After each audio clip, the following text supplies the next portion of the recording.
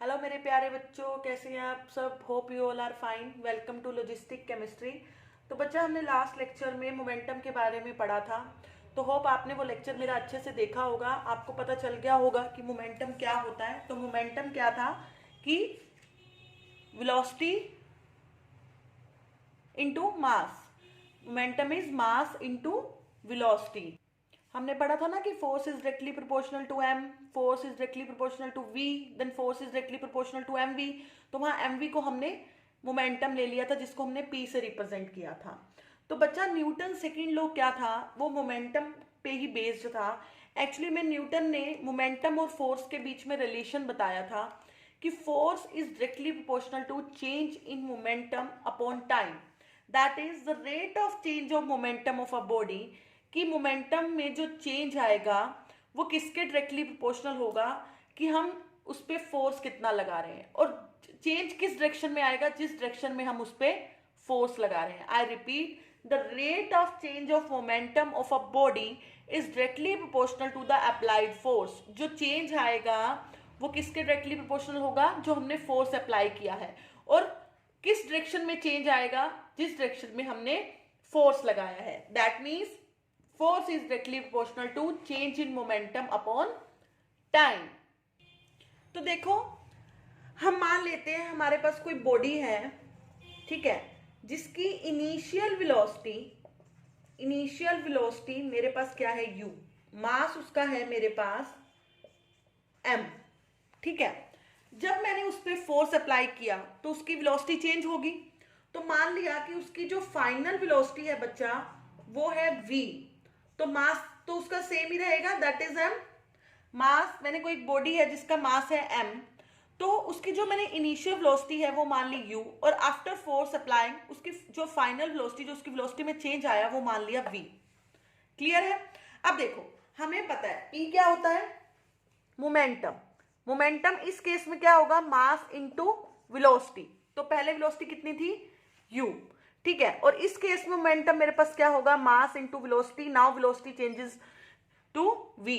तो इस केस में मेरे पास मोमेंटम आया mass into initial velocity that is u, and then mass into final velocity that is v। तो ये मेरा पहले का मोमेंटम है, और ये मेरा आफ्टर अप्लाइंग फोर्स जो चेंज आया वो मोमेंटम है, ठीक है।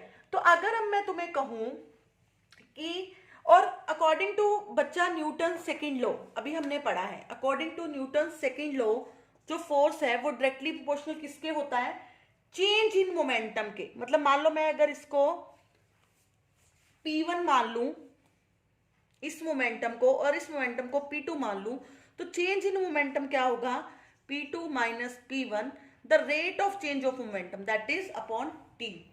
तो देखो बेटा, दोबारा बताती हूं मैं आपको, एक बार दोबारा रिपीट कर रही हूं। मैंने आपको क्या कहा कि according to Newton second law of motion, force is directly proportional to change in momentum upon T. मतलब या हम इसको ऐसे बोल सकते हैं, change in momentum upon T, या फिर हम क्या बोलेंगे, the rate of change of momentum. जहां मैं रेट की बात करती हूं, दैट मीन्स वहां पे अपॉन में टी तो आना ही आना है। रेट का मीनिंग ही हम टाइम से लेते हैं, कि कितने टाइम में मोमेंटम में क्या चेंज आ रहा है, वो किसके डायरेक्टली प्रोपोर्शनल होगा, फोर्स के। स्टेटमेंट क्लियर हुई। अब मैंने क्या किया, मान ली एक बॉडी है मेरे पास जिसकी इनिशियल वेलोसिटी थी u, मास m है, उसका इनिशियल वेलोसिटी है u, तो उसका मोमेंटम क्या होगा, मास इंटू वेलोसिटी, हमने पहले पढ़ा है, that is m into you. फिर उसकी वेलोसिटी जब मैंने फोर्स लगा दिया वो चेंज हो गई, दैट इज v। तो अब उसका मोमेंटम क्या होगा, m इंटू वी। तो इस मोमेंटम को मैंने मान लिया P1, इस मोमेंटम को मान लिया P2। तो according to Newton second law of motion, force is directly proportional to rate of change of momentum. तो कितना चेंज आएगा मोमेंटम में, वो कैसे पता लगाऊंगी मैं, जब मैं P2 माइनस P1 कर दूंगी, उतना चेंज आ जाएगा। तो that is P2 minus P1। Rate की बात कर रही हूं तो अपॉन में T आ गया। चलो नेक्स्ट स्टेप करते हैं। हम क्या लिया मैंने, F is directly proportional to P2 minus P1 upon T, ठीक है। P2 मेरे पास क्या था राजे, M V1, माइनस P1 क्या है मेरे पास, M U, MV minus MV upon T। तो F is directly proportional to, इन दोनों में से M कॉमन आ जाएगा, that is V minus U upon T। Clear है। v minus u upon t, हमने फर्स्ट मोशन की, अगर आपने मेरी वीडियोस अच्छे से देखी हो तो आपको बिल्कुल क्लियरली पता होगा कि v minus u upon t क्या होता है। चेंज इन वेलोसिटी है ना, ये मेरे पास फाइनल वेलोसिटी होती है, मेरे पास इनिशियल वेलोसिटी होती है, तो rate of change of velocity क्या होता है, एक्सेलरेशन। तो f is directly proportional to m into a. क्यों? क्योंकि v minus u upon t क्या होता है मेरे पास, एक्सेलरेशन। तो f इज इक्वल टू किसके इक्वल आ गया, m, sorry f is directly proportional to किसके इक्वल आ गया, m a के। तो अगर मैं डायरेक्टली प्रोपोर्शनल का साइन हटाऊंगी तो मैं कुछ ना कुछ कांस्टेंट लगाऊंगी, वो मैंने मान लिया k। तो अगर मैं k की वैल्यू बच्चा 1 ले लूं तो f इज किसके इक्वल आ जाएगा, m a के। तो this is the another definition of Newton second law. तो न्यूटन सेकंड लॉ के अकॉर्डिंगली फर्स्ट डेफिनेशन तो उसकी ये थी कि the rate of change of momentum जो होगा वो डायरेक्टली प्रोपोर्शनल होगा फोर्स के। उस डेफिनेशन से हमने एक और डेफिनेशन नई क्रिएट की, that is force is equal to mass into acceleration. मैंने क्या किया है, मैंने एक बॉडी ले ली थी जिसका मास मैंने मान लिया m, initial velocity u, final velocity v, उसका p1 मतलब मोमेंटम क्या हो गया, that is mass into velocity. हमने अभी पिछले मैंने वीडियो में आपको एक्सेल वो करवाया है, सॉरी मोमेंटम। तो मोमेंटम क्या होता है, मास इनटू वेलोसिटी। तो m1 v mv, ये हो गई मेरे पास p2, और p1 क्या हो गया, mu। तो रेट ऑफ चेंज ऑफ तो क्या होगा, mv minus mu upon t, दोनों का डिफरेंस ले लूंगी मैं। चेंज मैंने अगर निकालना है तो दोनों को सब्ट्रैक्ट करूंगी। रेट की बात करूं तो अपॉन में t आ जाएगा, m यहां से कॉमन आ गया, v minus u upon T.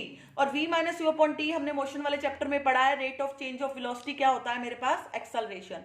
तो जब मैंने डायरेक्टली प्रोपोर्शनल का साइन हटाया और इक्वल का साइन लगाया तो मुझे कुछ ना कुछ कांस्टेंट लगाना पड़ेगा, वो मैंने लगा लिया k।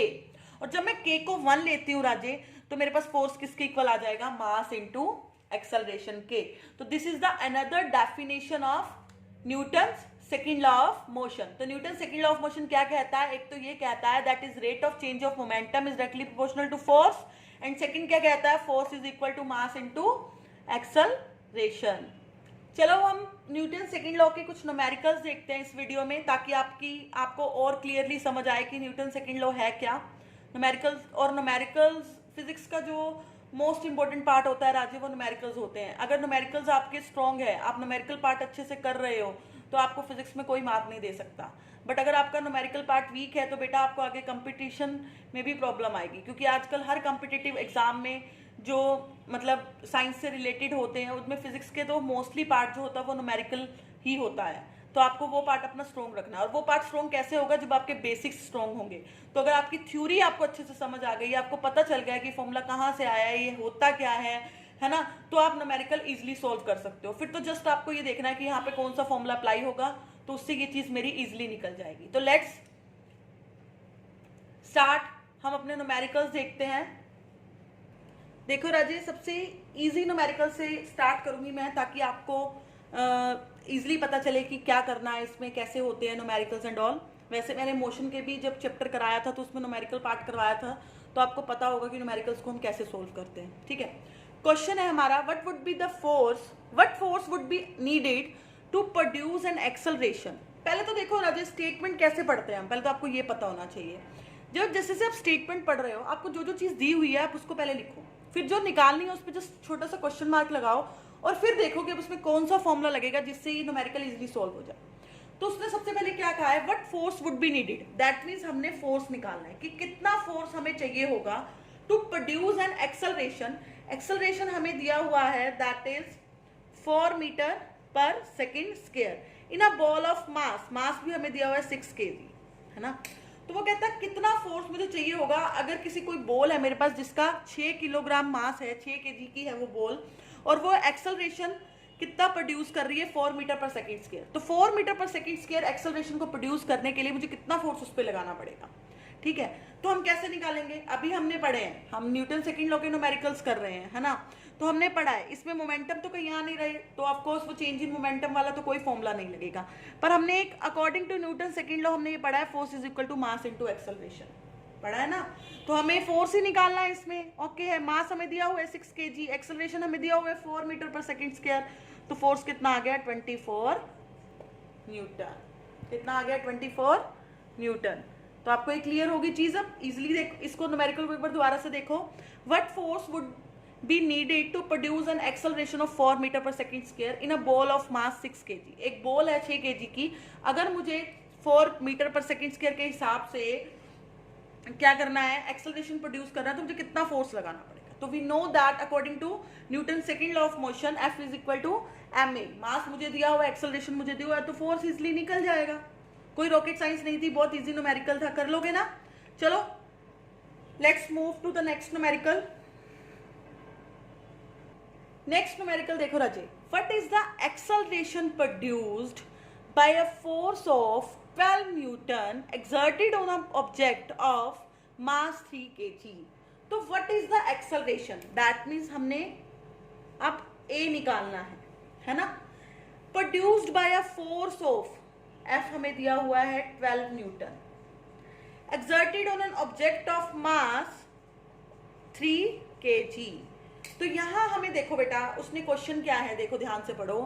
वो कहता कोई ऑब्जेक्ट है जिसका 3 kg मास है, उस पर मैं फोर्स लगा रहा हूं 12 न्यूटन, तो कितना एक्सेलरेशन प्रोड्यूस होगा। तो हमें पता है, इट्स सो इजी कि according to Newton second law, force is equal to mass into acceleration. हमें यहाँ फोर्स दिया हुआ है, मास दिया हुआ है, हमने एक्सेलरेशन निकालना है। तो यहाँ से एक्सेलरेशन क्या होगा, ये यहाँ पे मल्टीप्लाई में है, नीचे डिवाइड में आ जाएगा, F by m is equal to a. तो F हमें दिया हुआ है कितना, 12 न्यूटन, मास कितना दिया हुआ है 3 kg, तो एक्सेलरेशन कितना आएगा 4 मीटर पर, सॉरी इधर लिख देती हूं, 4 metre per second square. Clear है, क्लियर है बच्चा। दोबारा देखो इस न्यूमेरिकल को, what is the acceleration produced. हमने यहाँ एक्सेलरेशन निकालना था, फोर्स हमें दिया हुआ था कि कोई ऑब्जेक्ट है 3 kg का, उस पर अगर मैं 12 न्यूटन फोर्स लगा रही हूँ तो एक्सेलरेशन कितना प्रोड्यूस होगा। तो हमें पता है according to Newton second law, mass force is equal to mass into acceleration. तो यहाँ मुझे अब एक्सेलरेशन निकालना है, तो एक्सेलरेशन क्या होगा, फोर्स अपॉन मास, ये मास इधर मल्टीप्लाई में तो डिवाइड में चला जाएगा। ये तो सिंपल सा मैथ है, आपको आता होगा, मेरे से ज्यादा आता होगा इवन, है ना। तो फोर्स मुझे दिया हुआ है 12, मास दिया हुआ है 3, तो एक्सेलरेशन क्या हो गया 4 मीटर पर सेकेंड स्क्वायर। चलो let's move on third numerical. See, इस न्यूमेरिकल को देखो बेटा, मेरे पास क्या है, कैलकुलेट द फोर्स रिक्वायर्ड। तो ऑफ कोर्स पहली लाइन से क्लियर हो गया कि मुझे फोर्स निकालना है, ठीक है। Calculate the force required to car a velocity of 30 metre per second in 10 second. तो टाइम मुझे दे दिया है, वेलोसिटी दे दी है 30 मीटर पर सेकेंड, टाइम दे दिया है 10 second, starting from rest.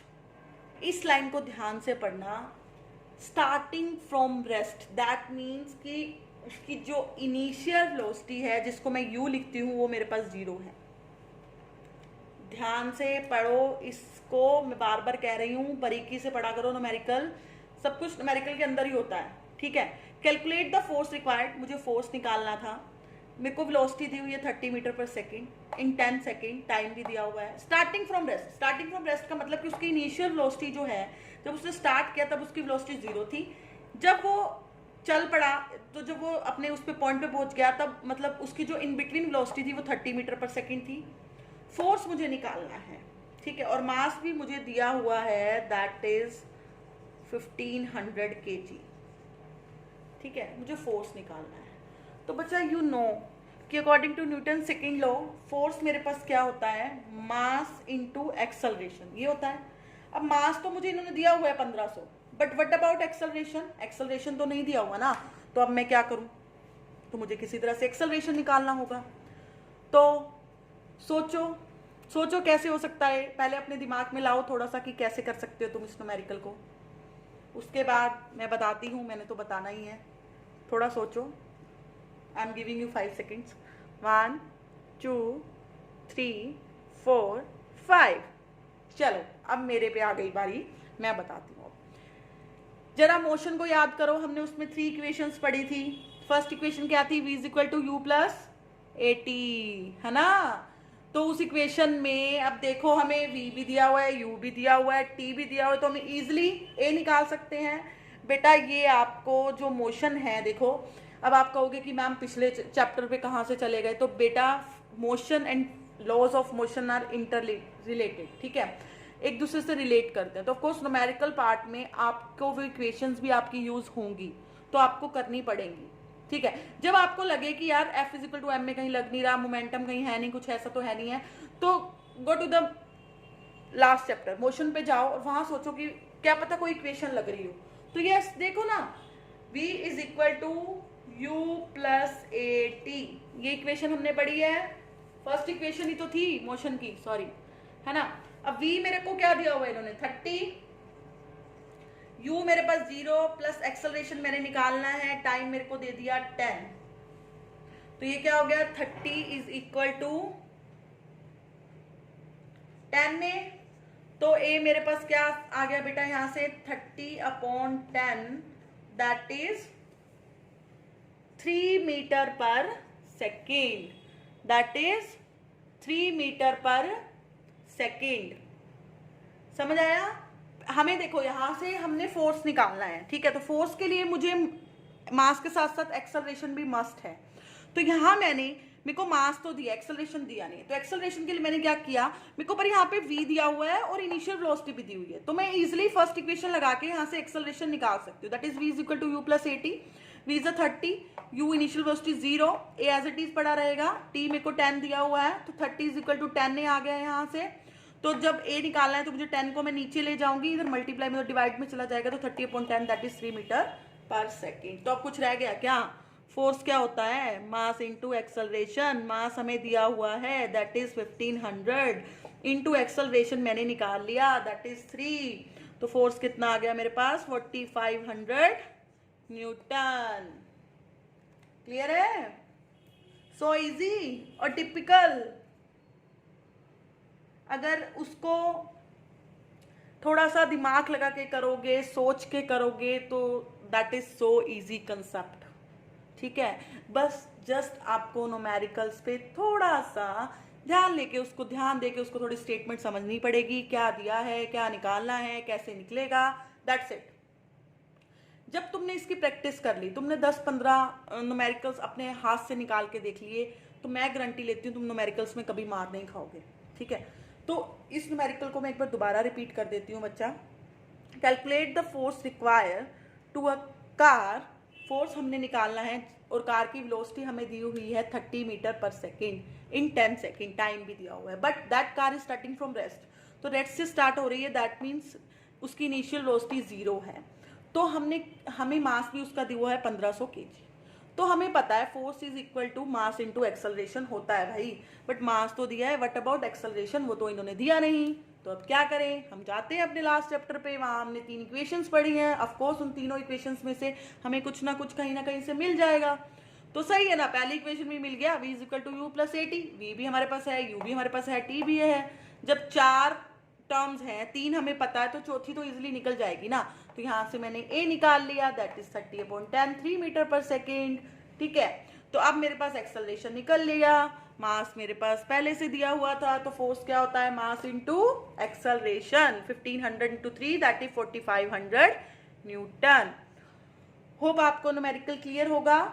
Force अब आपको जो सेकेंड लॉ है वो और अच्छे से क्लियर हो गया होगा बच्चा, तो अब आप इस न्यूमेरिकल्स की इनकी प्रैक्टिस जरूर करना, ठीक है। एक न्यूमेरिकल मैं आपको लिख देती हूँ, आप खुद से सोल्व करके देखना, अगर आपसे सोल्व नहीं होता तो कमेंट सेक्शन में मुझे ज़रूर बताना कि मैम सोल्व नहीं हुआ, प्लीज़ आप इसको करके दिखाओ, तो मैं अपनी नेक्स्ट वीडियो में आपको वो न्यूमेरिकल सोल्व करके दिखाऊंगी, बट आपको पहले ट्राई करना है, बिना ट्राई किए मुझे किसी ने नहीं बोलना कि मैम हुआ नहीं है। क्लियर है? See this numerical, a truck start from rest से स्टार्ट किया, दैट मीन्स उसकी इनिशियल वेलोसिटी 0 है, u 0 है, and rolls down on a hill with constant acceleration, और s हमें दिया हुआ है, मतलब u हमें दिया हुआ है दैट इज 0, s हमें दिया हुआ है, मतलब डिस्टेंस हमें दिया हुआ है 400 मीटर, और टाइम हमें दिया हुआ है 20 सेकेंड, तो हमने a निकालना है, ठीक है, और हमने f भी निकालना है जब मास उसका है 7 मीट्रिक टन्स। तो मीट्रिक टन्स को आपको कुछ नहीं है, जब आपको केजी में कन्वर्ट करना है तो मल्टीप्लाई बाय 1000 कर दो, तो इसका जो मास होगा वो मतलब 7000 kg आ गया, ठीक है। तो मेन हमारा प्रॉब्लम, हमें क्या निकालना है, एक्सेलरेशन निकालना है। एक्सेलरेशन इज, पहले हमें एक्सेलरेशन निकालना है, फिर हमें फोर्स निकालना है। तो एक्सेलरेशन कैसे निकलेगा, इन्होंने दिया तो है नहीं है, तो एक्सेलरेशन निकालने के लिए हमें क्या जाना पड़ेगा, अपनी 3 इक्वेशंस पे जाना पड़ेगा। तो पहली इक्वेशन क्या थी, u is equal to V is equal to U plus A T, तो वो यहाँ लगेगी नहीं क्योंकि हमारे पास v नहीं है।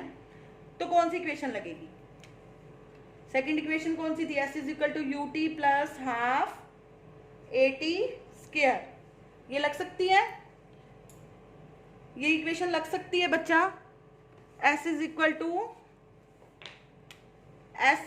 To U T plus half A T square, बिल्कुल लग सकती है क्योंकि हमें इसमें डिस्टेंस दिया हुआ है। तो हमारे पास s है, u हमारे पास 0 है, t हमें दिया हुआ है, a हम इजीली निकाल लेंगे। तो मोस्टली मैंने आपको ये सारा बता ही दिया है। एक्सेलरेशन यहाँ से निकल गया, तो फोर्स में क्या है, force is equal to mass into acceleration तो होता है। मास मेरे पास है 7000 kg, एक्सेलरेशन में यहाँ से निकाल लूंगी, तो दोनों को मल्टीप्लाई तो करना है। तो मैंने आपको मोस्टली सारा न्यूमेरिकली बता दिया है कैसे सोल्व करना है, बट फिर भी आप ट्राई करना, अगर ना हो तो प्लीज़ मुझे बताना, मैं नेक्स्ट वीडियो में अपने आपको इसको सोल्व करके दूंगी। पर कमेंट सेक्शन में रिप्लाई जरूर करना कि मैम इट्स डन, और मैम ये नहीं हो रहा है, प्लीज़ इसको ज़रूर बताओ नेक्स्ट वीडियो में, तो मैं ज़रूर बताऊँगी।